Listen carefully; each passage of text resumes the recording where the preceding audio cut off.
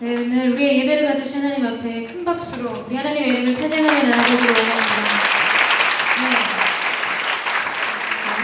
네. 여러분, 이게 최선이십니까? 유명했던 슈프리가든의 유행어였던 것으로 기억하는데요. 하나님 앞에 오늘 이 박수가 나의 최선인가? 오늘 나의 예배가 하나님 앞에 최상의 것인가? 우리가 다시 한번 생각하면서 아낌없이 우리의 모든 것을 주님 앞에 드리기를 원합니다. 여러분 준비가 되셨습니까? 네. 하나님의 영의 임재가 있을 때 우리의 영은 하나님 앞에 반응하게 되어 있습니다. 우리 지난주에도 말씀 시작하기 전에 함께 박수와 환호로 하나님을 높여드렸는데요. 우리 다 같이 그 자리에 한번 일어나 보시겠어요? 자, 일어날 때도 대학부처럼 패기 있게 힘있게 일어나는 겁니다. 오늘 이 가운데 임하신 하나님의 그 영광 앞에 우리가 함께 예배하며 반응하며 나아가기를 원하는데요. 제가 먼저 찬양 한번 더 드렸으면 좋겠어요. 예수 우리 왕이요. 이 시간에 하나님 앞에 우리 한 번 더 찬양하면서 우리가 잠잠하게 하나님 앞에 예수님 오늘 이곳에 왕으로 임재하여 주십시오. 주님의 말씀 가운데 우리의 모든 기도의 고백 가운데 우리의 예배 가운데 주님의 영으로 임재하여 주십시오. 우리가 묵상하며 이 찬양의 고백으로 한 번 더 하나님 앞에 고백하며 나아가기를 원합니다. 예수 우리 왕이 함께 찬양하며 나아갑니다.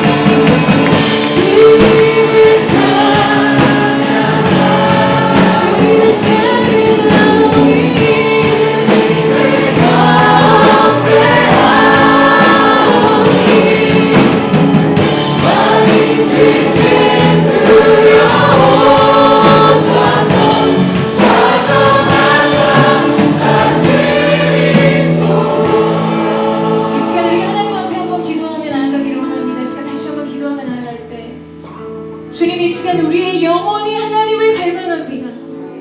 이 시간 우리의 영혼이 주님의 얼굴을 보기를 원합니다. 주님 단 한순간도 하나님의 임재를 포기하지 않겠습니다. 단 한순간도 하나님 얼굴의 영광을 포기하지 않겠습니다.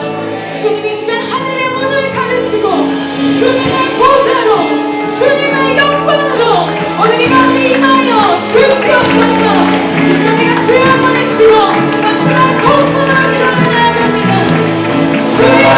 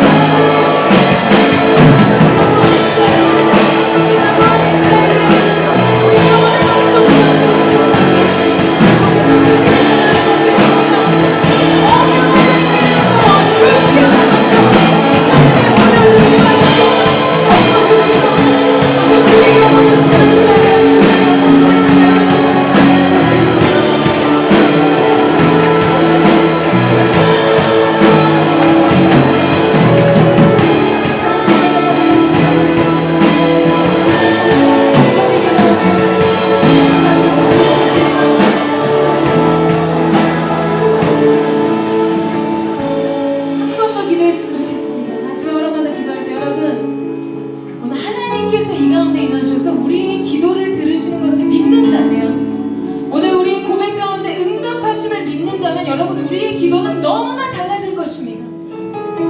천지를 만드신 하나님께서 지금 우리 가운데 좌정하셔서 여러분의 입술에 말해 당신의 귀를 기울이고 계세요. 그 하나님 앞에 무슨 고백을 하시겠습니까? 응답하시겠다고 말씀하신 하나님 앞에 여러분 무슨 기도를 드리기를 원하세요? 마음의 전심을 지난 특심으로 나의 모든 것으로 주의 얼굴을 구하고 오늘 하나님을 기다립니다.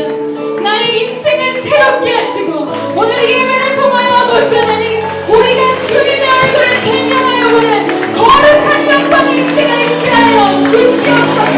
성령의 불로 임하여 주옵소서. 우리 하나님 주님의 얼굴을 도우시며 전심으로 주의 앞에 기도합니다. 주여, 아버지 하나님, 주여 거슬림으로 나아갑니다. 영광의 보좌 그 임재 앞으로 나아갑니다. 아버지 나의 말을 들으시고 감사합니다. 보좌의 영광으로 임하셔서 말씀을 주시옵소서.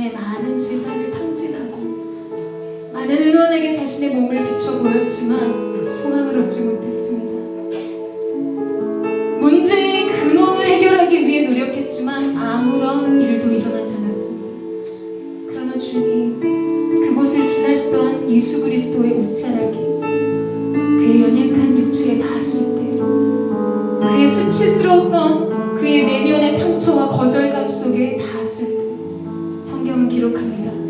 그의 근원이 즉시 마르니라. 주님, 오늘 이 시간, 오늘 이 예배를 지내시는 거룩한 예수 그리스도의 임재의 옷자락이 우리의 영혼과 육체와 가정과 우리의 장래에 닿을 때에 모든 문제가 떠나가게 하여 주시옵소서. 새롭게 소성되는 역사가 있게 하여 주시옵소서. 그 말씀의 능력이, 그 임재의 아름다움이 우리의 예배 가운데 있게 되기를 사모하오니 주님 영광을 받아주시고 우리의 예배 가운데 당신의 그 임재의 얼굴을 나타내 보여 주옵소서. 세일을 하신 하나님의 이름을 찬양하며 감사드리며 살아계신 예수님의 이름으로 기도드립니다. 우리 시간에 살아계신 하나님 앞에 우리 항상과 박수와 모든 것을 찬양합니다. 아멘. 주님 영광을 받아 주시옵소서. 주님 찬양을 받아 주시옵소서. 유일하신 하나님, 존귀하신 하나님, 거룩하신 하나님의 이름으로 기도드립니다. 아멘. 아멘. 하나님의 승리케 하심이 오늘 예배하는 여러분 가운데 있게 될 것입니다. 아멘. 앉으시면서 옆에 사람에게 축복하겠습니다. 당신은 오늘도 새로워질 것입니다.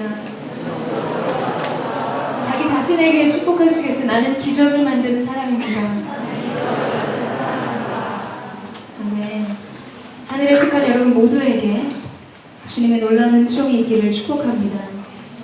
우리가 함께 기도한 것처럼 우리의 예배는 언제나 그 무엇보다도 하나님의 얼굴을, 주님의 그 마음 속에서 나오시는 말씀을 향해 굶주림으로 달려가는 하나님의 사람들로 주 앞에 서는 것입니다. 여러분 그것을 소망하십니까? 여러분 인생에 있어서요, 인생이 삶이 그렇게 호락호락하지 않습니다. 삶을 살아갈 때마다 더 깊이 느끼는 것이죠. 우리가 그렇게 할 수 있는 일이 많지 않음을 나이가 한 해 한 해 더 들어갈수록 더 깊이 경험하게 됩니다. 그러나 우리가 우리의 인생에 있어서 한 가지 결정할 수 있는 것이 있다면 하나님 앞에서 우리 영혼의 태도입니다. 내가 주님을 향해 어떻게 설 것인가, 이 한 가지를 하나님께서 우리 가운데 선택할 수 있는 허락을 하셨어요. 우리가 하나님 앞에 그 마음으로 나아가기를 원합니다. 요한복음 말씀에 보면 말씀이셨던 그리스도께서 자기 땅에 오심에 자기 백성이 영접하지 아니하였다라고 이야기합니다. 여러분, 그리스도는 말씀의 본체세요. 그런데 그 말씀이 우리 안에 오실 때 그의 백성이 그 말씀을 영접하지 않았다라는 거죠. 제가 우르무치에 있을 때 아침에 그냥 이 말씀 펴놓고 묵상하는데 하나님이 계속해서 그 연상을 시키시는 거예요. 하나의 이미지를. 나는 과연 하나님의 입의 말씀이 선포되어질 때 내가 말씀을 향해 여러분 영접하는 거는 네이버님에게 제가 물어봤습니다. 영접이라는 것이 과연 무엇인가? 그래서 손님을 맞으러 나갈 때 환영하여, 달려나가, 대접하여, 맞이하다, 마중하다 이런 뜻이 있어요. 여러분, 우리가 주말 수명하여 달려가리라 이런 고백들을 하지만 여러분 정말 여러분의 영혼이 오늘 우리 가운데 찾아오신 말씀이신 그리스도를 향해 이렇게 달려나가 그분을 마중하고 환영하고 영접하여 대접하십니까? 아멘이십니까? 예스십니까? 오늘 저와 여러분 가운데 그 하나님의 말씀을 웰컴, 문을 열어드리고 마중하여 그분을 영접하고 대접하는 거룩한 은혜가 있게 되기를 주님의 이름으로 축원합니다. 하나님의 말씀을 향해 달려나가는, 주님의 말씀을 향해 달려나간다는 것은 바로 이런 것입니다. 하나님의 말씀을 향해 달려나가는 것. 네. 제가 기대한 것은 이렇게 속도감이 있어서 여러분의 머리카락이 휘날릴 정도로 힘있게 달려오는 거였죠. 네, 말씀입니다. 말씀이 우리 가운데 찾아오실 때 우리가 말씀을 향해 달려나가 그를 영접하는 거예요. 수고하셨습니다. 원래 저희의 계획은 좀 더 화려한 것이었는데 어저께 축구하다가 부상을 당해서 여러분 속도감이 느껴지셨어요? 우리가 하나님의 말씀을 갈망하면 내 마음이 그렇게 다른 박질을 한다는 거예요. 하나님의 말씀을 향해서, 주님의 얼굴을 향해서 그렇게 달려가는 것이죠.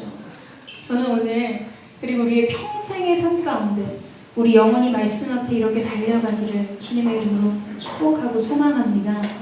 그렇다면 이제 우리가 그 마음을 품고 오늘 우리에게 주시는 하나님의 말씀을 열도록 하겠습니다. 함께 읽은 본문 말씀은 스가랴의 마지막 장면이죠. 그간 우리가 강해 설교를 통해서 스가랴의 전체적인 하나님의 말씀을 대했는데요. 여호와의 날, 그날이 이를 때 이스라엘에게 주어지는 회복과 영광에 대해서 말씀하고 있습니다. 그러나 그 영광의 날이 도래하기 위해서는 반드시 통과해야 하는 것이 있는데 그것은 고난과 환난의 골짜기입니다. 별로 다시 읽고 싶지 않을 정도로 오늘 우리가 읽은 본문의 1절과 2절에는 이스라엘의 참담한 모습들을 보여주고 있어요. 너희 물건은 약탈당할 것이고 모든 나라들이 함께 모여서 너를 공격할 것이고 여자들은 겁탈당하고 성읍들은 함락될 것이다. 우리는 과연 어느 부분에서 아멘을 외쳐야 합니까? 이스라엘을 지키시겠다고 약속하신 하나님은 어디에 계시는 겁니까? 왜 이런 환난과 고난을 겪어야 하는 것인 거죠? 우리 인생의 하나님의 영광의 약속, 그 기업을 얻기까지 믿음으로 인내하고 소망해야 하는 고난과 역경의 길을 걸을 때가 너무나 많음을 보게 됩니다. 모든 것을 집어삼킬 것 같은 환난의 폭풍과 슬픔의 해를 만날 때가 있어요. 여러분, 그러나 그때 우리는 소망해야 합니다. 지난주 말씀의 마지막 부분에서 이야기한 것처럼 하나님은 남은 자들을 찾고 계세요. 순전한 금처럼 주님 앞에 빛나는 사람들, 연단의 과정을 통해서도 하나님의 그 사랑과 하나님의 함께 하심의 도우심을 구하는 그 믿음을 가진 사람들을 찾고 계시는 거죠. 여러분, 바다를 항해하는 사람에게 가장 중요한 것은 기상입니다. 날씨예요. 바다의 날씨가 그 배의 운명을 결정하는 거죠. 바다에 있는 해일이나 폭풍이나 이런 모든 것들은 생명을 위협할 수 있는 굉장히 두려운 것입니다. 그것은 항해를 하는 사람에게 큰 고난과 같은 것이죠. 여러분, 그러나 바다의 생태계를 유지하기 위해서는 반드시 태풍을 동반한 폭풍이 필요합니다. 큰 폭풍은 바닷속에 신선한 산소를 공급해서 바다 생태계 안에 그 생태계 환경을 유지할 수 있도록 도와요. 그리고 그것들을 한번 솎아내고 뒤집으면서 바닷속이 썩지 않도록 깨끗하게 정화시키는 역할을 합니다. 바다 수면 위의 평안함이 결코 바다 깊음을 안전하게 보장하지 않는다는 거예요. 건강하게 유지시켜주지 않습니다.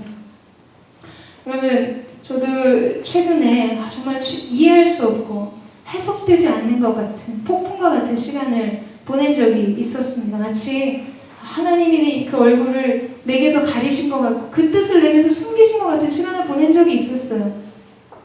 그런데 그 폭풍과 같은 시간 속에서 마치 이 바다에 임했던 폭풍처럼 하나님께서 제 영혼의 기품을 휘저으시면서 영혼의 거룩과 정결과 하나님을 향한 평안을 회복시키시는 것들을 경험했습니다.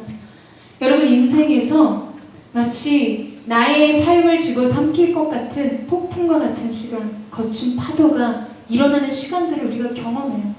해석이 되지 않고 이해가 되지 않고 동의되지 않는 그런 시간의 길을 걸을 때가 있습니다.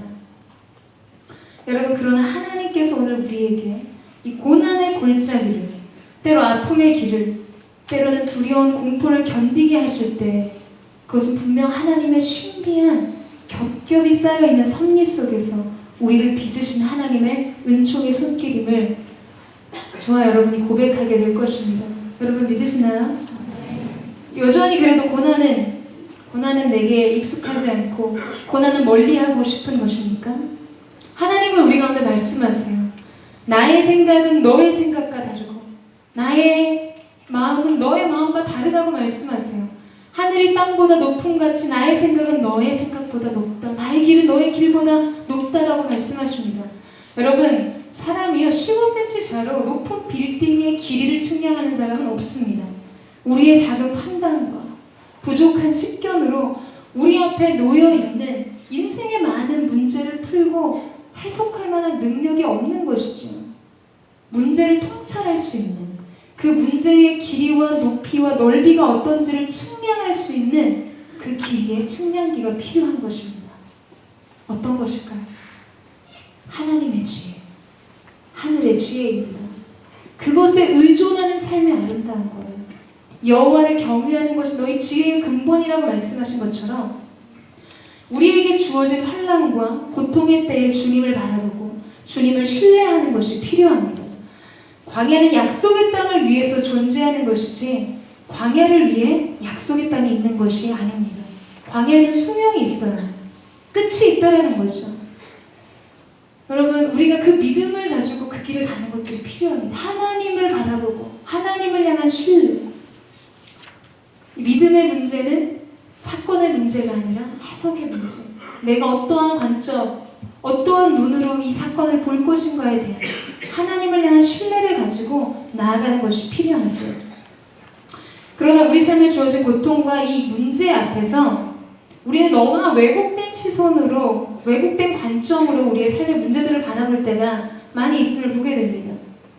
하나님의 생각은 우리 가운데 말씀하시잖아요. 재앙이 아니고 평안이고 내 장래에 소망을 주려 함이라 라고 말씀하시지만 여러분, 실제로 우리의 삶은 오늘 우리가 읽은 이 본문의 말씀처럼 이러한 저주가, 이러한 재앙이, 이러한 환난이 임할 수밖에 없는 삶의 태도와 삶의 내용을 가지고 살았다는 것을 부정할 수 없어요.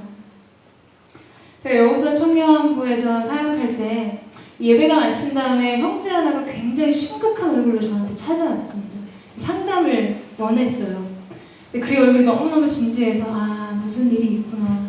그래서 자리를 마련해서 조용한 곳에 둘이 앉아서 이야기를 나누기 시작했습니다. 어떤 일이냐고 물어보니까 최근에 자기가 굉장히 어려운 고민에 빠졌다는 거예요. 그래서 그게 어떤 일이냐고 물었더니 이 형제가 하는 말이 자기가 요새 그 뿌리 깊은 나무를 보면서 세종대왕을 굉장히 존경하게 됐대요. 존경하게 됐는데 세종대왕 시대에는 예수님에 대한 소식을 전해 듣지 못하고 복음이 아직 한국에 들어오지 않았기 때문에 예수님에 대한 이야기를 듣지 못하고 죽었다는 거예요. 그래서 그러면 이 세종대왕과 이순신 장군 같은 사람들은 어떻게 구원을 받았냐는 거죠. 하나님이 불공평한 거 아니시냐. 만약에 그런 하나님이라면 내 인생 안에도 내가 이해하지 못했던 내 삶의 그런 문제들도 굉장히 불공평하게 느껴진다라는 거예요.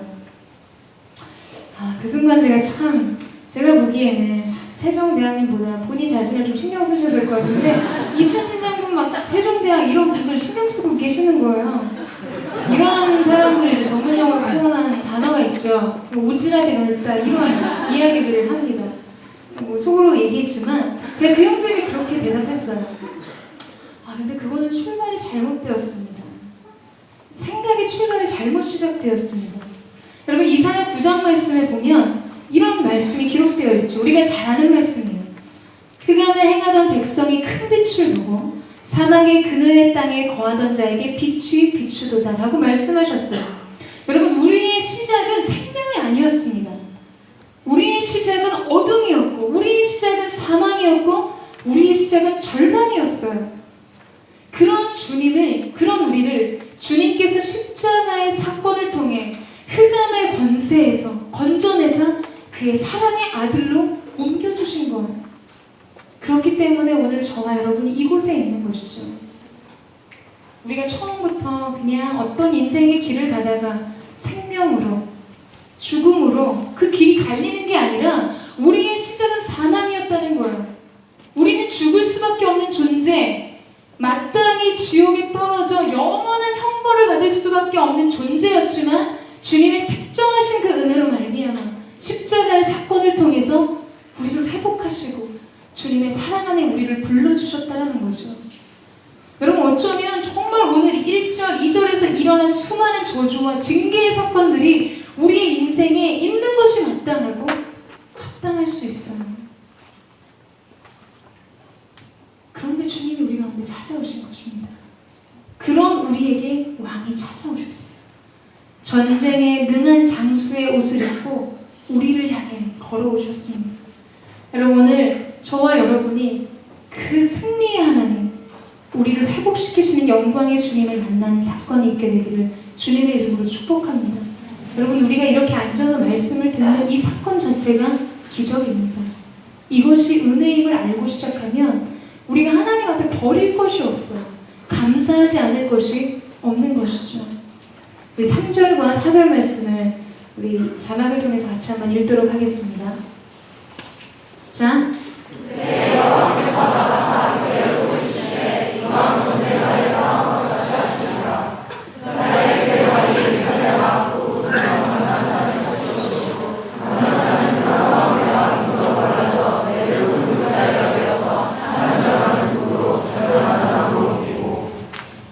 그 산 골짜기는 아셀까지 미치니라. 너희가 그의 산 골짜기로 도망하되 유다와 우시아 때의 지진을 피하여 도망한 것 같이 하리라. 나의 하나님 여호와께서 임하실 것이요 모든 거룩한 자가 주와 함께하리라. 네. 여호와 하나님께서 이스라엘을 향해 이제 진격하시는 장면입니다. 왕의 귀향이에요. 그리고 왕의 출전이죠. 이전에 이방의 모든 나라를 모으셔가지고 한데 모아서 이스라엘을 치게 하셨는데 반전이 일어난 거예요. 여호와께서 그들 가운데 찾아오셔서 한데 모아놓은 이방의 사람들, 이스라엘을 대항했던 사람들을 소탕하시는 장면이 바로 오늘의 이 본문의 말씀입니다. 전쟁에 능한 장수의 전략과 같은 것이죠. 지금 여호와께서 어디에 임하셨냐 하면 감난산에 올라오셨어요. 요번에 요번이죠. 여름에 그 이스라엘 아우리치를 다녀왔었는데 거기 보면 감난산에 예루살렘을 볼 수 있는 전망대가 있습니다. 딱 보면 거기서 사진이 나오죠. 바로 여기가 감난산 전망대예요. 다음 사진 한번 보여주시겠어요? 여기서 예루살렘을 바라본 모습입니다. 전 예루살렘의 전체 성의 시야가 한눈에 들어오는 곳이에요. 바로 지금 우리 주님께서 장수의 옷을 입고 이 감람산에 서신 거예요. 그리고 예루살렘을 바라보시면서 그들이 환난당한 자의 고통과 압제당한 그들의 마음의 고난을 바라보시고 그에게 속한 자들을 바라보시고 계신 거죠. 이스라엘을 공격했던 대적들의 동태를 살피시며 백성을 위한 전쟁의 전략을 세우시는 장수 되신 여호와 하나님의 영광의 모습을 표현하고 있습니다. 여러분, 이 장면이 너무나 위험 있고 압도적이에요. 저는 설교 준비 이제 사무실에서 어저께 밤에 하면서 하늘을 향해서 주님 너무 멋지십니다. 여러분 상상해보세요. 하나님이 위대한 장수의 옷을 입고 이스라엘을 대항하여 대적하는 대적을 향해 서신 거예요. 멋지지 않으십니까? 하나님이 듣고 계시는데 반응을 해드리죠. 하나님한테. 에스겔에서 하나님의 영광이 떠나갔던 그 장면, 그 동편, 예루살렘 동편으로 다시금 하나님의 영광이 임하시는 거죠. 하나님께서 다시금 그 백성에게 찾아오시는 장면입니다. 그리고 상상할 수 없는 놀라운 일을 행하세요. 감람산을 둘로 쪼개서 길을 여십니다. 마치 찐빵 배를 갈라놓듯이 감람산의 길을, 그 육중한 산을 두 갈래로 나눠 놓으신 거예요. 왜 그러셨죠? 주님은 강한 성로, 그곳에 달려가는 자는 안전하리라. 그분께 속한 사람들을 위한 피난처를 열기 위함이셨어요. 그러면 실제로 다윗이 압살롬이 다윗을 반역했을 때 사무엘하 15장 말씀에 보면 이 감람산을 힘겹게 올라가서 도망치는 장면이 있습니다. 감람산은 한 사람이 도망하는 것도 힘들지만 어렵지만 이스라엘 안에 있었던 예루살렘 성내에 있었던 백성들이 100명, 수천 명, 수만 명이 한 번에 도망하기에는 굉장히 장애가 되고 높은 수고로운 일들을 해야 하는 것이었어요. 그때 하나님께서 그 백성의 환난 가운데 피할 길을 여신 것이죠. 말씀에 시험 당할 즈음에 또한 피할 길을 내사 너희로 능히 감당하게 하시느니라. 여러분, 주님은 우리 가운데 이러한 분이세요. 내가 환난을 당하고 곤고와 고난 속에 있을 때 하나님께서는 우리 가운데 이렇게 피할 길을 여시는 하나님이십니다. 이 감람산이 갈라지는 장면을 생각해보면 우리는 홍해가 갈라지는 장면을 연상하게 됩니다. 본문이 말하는 이왕의 전쟁의 날은 출애굽 당시의 사건을 염두하면서 그 일을 표현한 내용인데요. 이스라엘 역사상 가장 인상 깊은 사건이었고 가장 극적인 놀라운 승리를 그들 가운데 안겨준 사건이었습니다. 이 홍해를 건너기 전에 모세가 외쳤던 것, 여호와께서 너희를 위해 싸우시리라. 오늘 그 선언이 오늘의 말씀에도 등장하는 것이죠. 여러분, 근데 우리가 쉽게 그리고 이집트 왕자에서 보는 것처럼 홍해가 처음부터 이 시작 지점과 끝 지점이 한꺼번에 갈라진 것은 아니었어요. 히브리서 11장 29절 말씀에 보면 그들은 믿음으로 홍해를 육지처럼 건넜다라고 이야기합니다. 그럼 이것은 무슨 말씀일까요? 만약에 홍해가 한 번에 갈라졌다면 그냥 보는 대로 육지처럼 열려진 그 길을 통해서 걸어갔을 거예요. 그들 가운데 믿음이 필요하진 않았을 것입니다. 근데 히브리서의 기자가 이야기하는 것처럼 믿음으로 그것을 육지처럼 걸어갔다는 것은 아직 그들 앞에 홍해가 완전히 갈라진 것이 아니라는 거죠. 믿음의 한 걸음을 통해서 하나님의 평안함을, 그 또 다른 믿음의 한 걸음을 통해서 하나님이 베푸신 안식함을, 믿음의 한 걸음을 통해서 하나님이 주시는 소망 안으로 들어간 것입니다. 여러분, 우리는 너무나 쉽게 하나님이 주신 샬롬, 평강을 소유하기를 원해요. 우리는 너무나 쉽게 하나님이 주시는 소망을 얻을 수 있을 것이라고 생각합니다. 그러나 여러분, 그 길을 가기 위해서 필요한 것은 믿음입니다. 믿음으로 내딛는 발걸음 앞에서 우리 안에 산적해 있는 삶의 문제들이 물러가는 것이죠. 여러분, 그것을 믿으십니까? 오늘 그 믿음의 한 걸음에 하나님께서 소망의 길을 여시고 여러분의 그 믿음의 한 걸음에 하나님께서 평강의 문을 여실 것입니다. 자유주의 신학자들은 이 홍해가 그렇게 깊은 바다가 아니었을 거나 별의별 설들이 다 있습니다.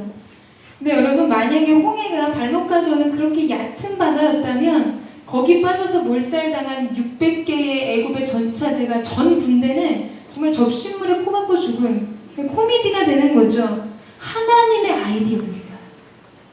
사람의 생각으로는 기획해낼 수 없는 감람산이 열려지고 바다의 문이 열려지고 이스라엘을 대적했던 모든 사람들을 홍해 앞에 집결시키잖아요.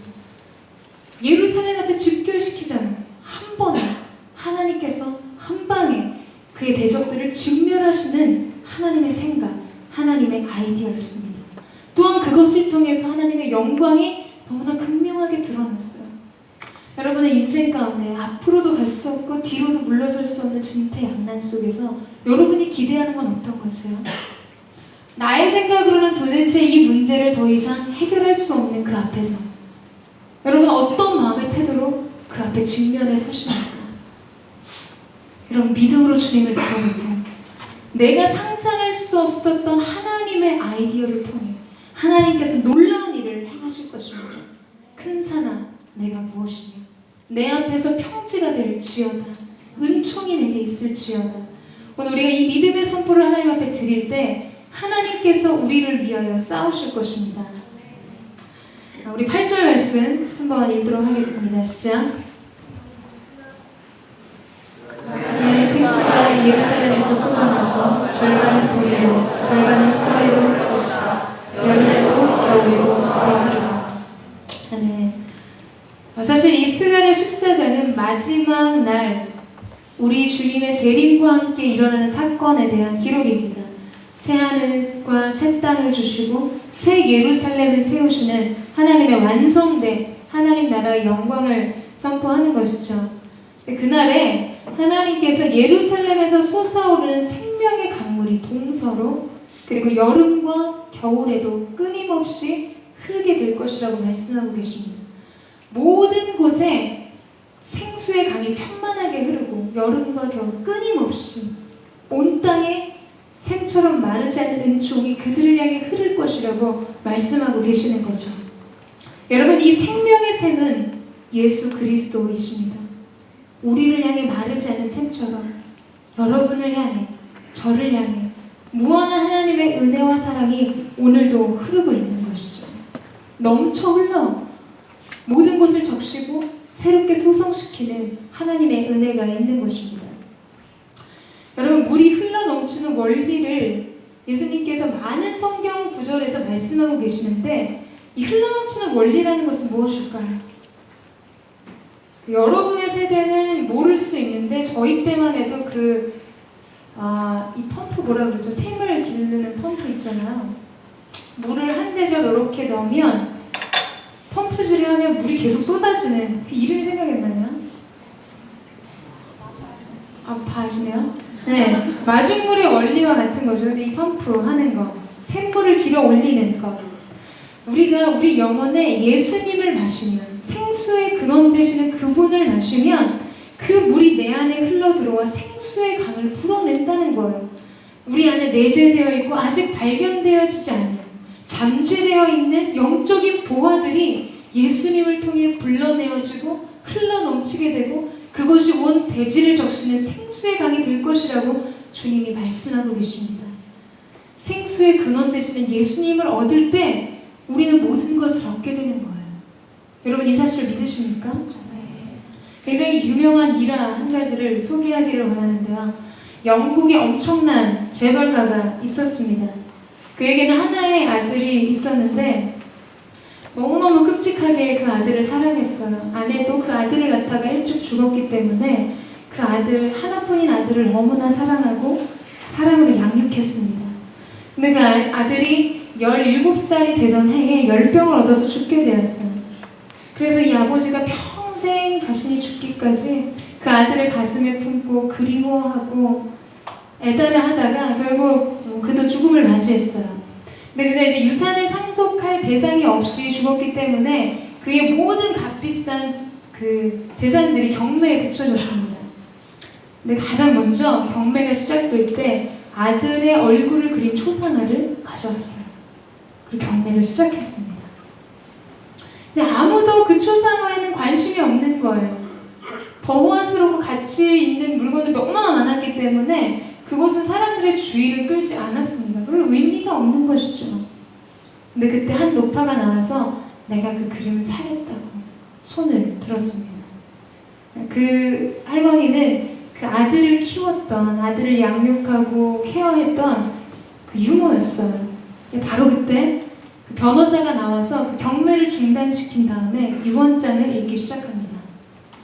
나는 오늘 이 그림을 사는 사람에게 나의 전 재산을 상속하겠습니다. 왜냐하면 이 그림을 사는 사람은 나의 아들을 사랑하는 사람일 것이기 때문입니다. 여러분, 바로 이 일이 우리에게도 일어난다는 거예요. 아들을 사랑하고 아들을 얻는 자가 모든 것을 얻게 되어 있습니다. 예수 그리스도를 얻고 예수 그리스도를 소유한 사람이 열방을 유업으로 얻는 거예요. 여러분, 그것을 기대하십니까? 여러분 안에 내가 예수를 얻었다고, 예수님이 나와 함께 하신다고, 그분의 생명이 내 안에 있다고 여러분 장담하시고 고백하실 수 있으세요? 그로 인해 모든 것을 얻으셨습니까? 여러분, 하나님이 약속하세요. 내 아들을 사랑하는 자에게 내가 나의 모든 것을 유업으로 주겠다. 여러분, 오늘 그 열방을 유업으로 얻다.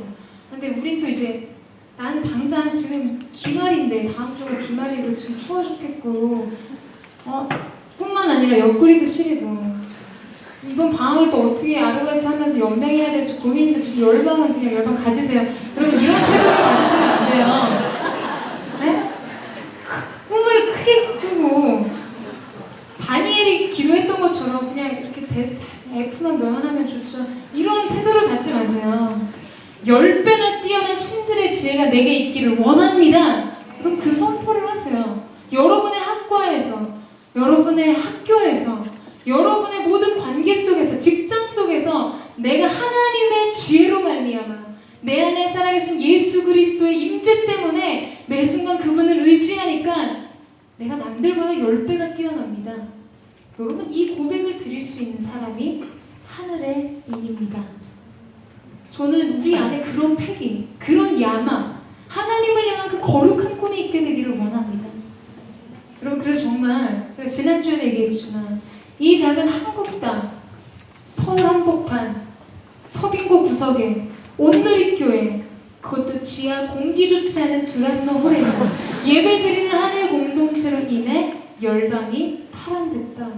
여러분, 이 소식이 하나님 나라의 월간지에 기록이 되는 것, 그것이 저의 꿈이에요. 열방을 탈환하는, 아들을 소유함으로 열방을 유업으로 얻는 거룩한 은총이 저와 여러분 가운데 있게 되기를 주님의 이름으로 축복합니다. 샘물은 계속해서 흘러나가고 있어요. 동과 서를 향해 겨울과 여름이 지나도록 사계절 동안 편만하게 우리를 향해 흘러가고 계십니다. 생수의 강은 엄청나게 많은 양의 물을 의미하는데요. 이 생수의 강이라고 하면 스가랴서 오늘 읽은 14장뿐만 아니라 우리가 잘 알고 있는 에스겔 47장에도 기록이 되어 있죠. 생수의 강물이 흐르는 곳마다 죽었던 것들이 소성케 되고 살아나는 것들을 보게 돼요. 근데 이 생수의 강이 처음에는 발목, 무릎, 허리, 나중에는 사람을 띄어 물의 흐름에 따라 이동시킬 만큼 큰 힘을 갖는 것을 보게 됩니다. 여러분, 이것이 성령의 역사를 의미해요. 여러분 영혼에 어디까지 성령님의 강수가 채워져 있습니까? 발로 툭툭 건드려서 물장난 칠 정도야? 아니면 여러분이 그분께 사로잡혀서 그분의 인도하심의 물살을 향해 움직이고 있습니까? 오늘 그 성령의 역사가 우리 가운데 있게 되기를 축원합니다. 예수님은 성전보다 더 크신 분인데 예수님으로부터 이 성령의 역사가 시작되어서 강물처럼 불어난다는 거예요. 오순절 성령 강림 이후에 과거에 상상할 수 없었던 성령의 역사들이 일어나기 시작했죠. 예수님이 설교하셨을 때 3,000명이 도망가는 기록은 어디에도 없습니다. 그런데 정말 되게 찌질해 보였던 예수님의 제자들이 성령님을 경험하고 난 뒤에 무식했던 베드로의 설교를 통해 3,000명이 회심하고 돌아온 역사가 일어났어요. 성령님의 역사였습니다. 여러분, 우리 안에 이 성령의 충만한, 우리의 무릎까지 찰랑이던 그 성령의 흐름이 우리를 압도하시는 물살로 충만케 되는 역사, 여러분, 그것을 소망하는 거예요. 오늘 내가 그냥 나의 간구를 하는 것이 아니라 정말 모세는요, 자기 기도를 했던 사람이 아니었어요. 그는 기도의 제목을 받으러 신의 산에 올라갔던 사람이었습니다. 여러분, 인생의 차원이 틀린 거예요. 내가 내 기도하는 것과 하나님이 내게 시키시는 기도를 받기 위해서 산에 올라가는 사람의 인생은 차원이 다릅니다. 성령의 충만함 속에 있을 때 그 성령의 물살이 우리를 그렇게 인도하시는 거죠. 우리가 살면서 자주 문제에 봉착하는 것은 얕은 물에 배를 띄우기 때문이에요. 배가 바위에 걸리듯이 이 강물의 수위가 낮으면 자주 문제에 걸리게 되어 있습니다. 우리는 근데 그때마다 하나님 바위를 치워주세요. 장애물이 너무 많아요. 이것 때문에 힘들어요. 이것 좀 해결해 주세요. 라고 기도하지만 물론 하나님 그 기도도 귀히 받으십니다. 그러나 그럼 그것보다 물의 수위를 높여서 그 문제를 넘어서 초월하는 성령의 능력을 소유하는 것이 더욱 중요합니다. 물이 바위 위로 넘치면 배가 그 바위를 넘어가게 되어 있어요. 인생의 산적한 문제 하나, 재정의 문제, 가정의 문제, 진로의 문제, 취업의 문제, 결혼의 문제, 여러분 그 일일이 다 언제 아뢰시고 응답받으셔서 그 길로 가실 것입니까? 한 가지를 구하세요. 성령의 충만함, 성령의 기름 부으심. 오늘 그 성령의 운행하심 속에 내 인생을 맡겨드리겠습니다. 여러분 그러면 하나님이 문제를 넘어서게 하십니다. 하나님이 모든 것을 극복하게 하세요. 초월하게 하시는 거예요. 저는 어저께 머리를 잘랐습니다. 나름 여러분에게 잘 보이고 싶어서 화요성경 집회 인도하고 내려왔는데 다들 머리가 덥수룩하다, 이마를 다 가렸다, 하도 얘기들을 많이 해가지고 어제 이제 사랑하는 하늘 공동체 두 번째 설교를 위해 그 미장원을 방문을 했습니다. 머리를 잘랐어요. 근데 망쳤어요. 제가 이 머리를 하고 사무실에 들어갔더니 김태형 목사님께서 이러시더라고요. 아니 돈을 받았어? 이러시더라고요. 여러분 이 발언은 무엇을 의미하는가? 그 머리를 돈 주고 잘랐느냐? 라는 질문이신 거죠. 그만큼 너의 머리는 형편이 없다. 이 얘기를 하신 거예요. 제 마음에 약간 흔들림이 있었지만 주님께 그 마음을 기도로 올려드리고 그냥 나는 머리가 빨리 자라니까 그것을 위안으로 삼고 집으로 돌아왔어요. 근데 이제 집에서 동생을 만났죠. 그 동생에게 태영 목사님이 내게 이런 말씀을 하시더라고요. 그랬더니 위로를 해주지를 않는 거예요. 동의를 하는 거죠. 나도 그와 같은 생각을 한다라고 이런 피드백이 있었어요. 그래서 마음이 약간 어려웠어요. 근데 동생이 그런 얘기를 하더라고요. 근데 내가 곰곰이 생각을 해보니까 나도 머리가 항상 마음에 안 들고 제가 이제 조금 그 미장원 그 아저씨를 조금 뭐라고 했거든요. 이렇게 살짝 가볍게 달았는데 이렇게 수술 많이 쳐놓으면 머리를 어떻게 하는 거지? 그랬더니 이제 나도 마음에 그 사람이 해줄 때 별로 마음에 안 들다고 하면서 그런데 곰곰이 생각해보니까 머리가 항상 마음에 안 들 때는 내가 뭔가 되게 많이 요구를 했을 때라는 거예요. 그 사람이 결국에는 해주는 대로 다 해주긴 하더라. 근데 이제 좀 어려워서 디자이너에게 어떻게 해달라고 말하기가 조금 어려운 불편한 그런 머리 자르는 사람한테는 그냥 알아서 해주세요. 그냥 스타일 잘 만들어주세요. 이렇게 의탁을 하면 마음에 드는 머리가 나온다는 거예요. 그 얘기를 듣는데 제 안에 깊은 은혜가 있었어요. 여러분 우리의 인생이 평안에 순풍을 만나서 평안의 항해를 계속하는 것은 언제인가? 하나님께 우리를 의탁할 때, 전문가의 눈으로 봤을 때 당신의 얼굴이 좀 동그랗고 이마의 길이와 턱 길이가 그렇기 때문에 이런 머리가 어울릴 것 같아. 그분께 맡기는 거죠. 제가 그분께 맡겼어야 됐어요. 여러분 그럴 때는 은혜가 있습니다. 그럴 때 평안이 있어요. 베스트의 모습이 나오는 거죠. 하나님, 우리의 인생에 완성된 가장 아름다운 베스트를 아시는 하나님께 인생을 의탁하면 여러분 우리 안에 평안이 넘칩니다. 가장 완전한 길을 가게 되죠. 성령의 인도하심을 따라 우리가 행할 때 우리는 결국 소원의 항구에 다다르게 될 것입니다.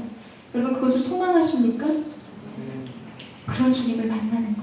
그 주님께, 그 지혜의 하나님께 우리의 삶을 의탁하고 성령께서 그 생명의 강수로 우리를 이끌으셔서 주님의 원하시는 소원의 항구에 우리를 다다르게 하시는 그 아름다운 항해가 저와 여러분 가운데 있게 되기를 주님의 이름으로 축복합니다.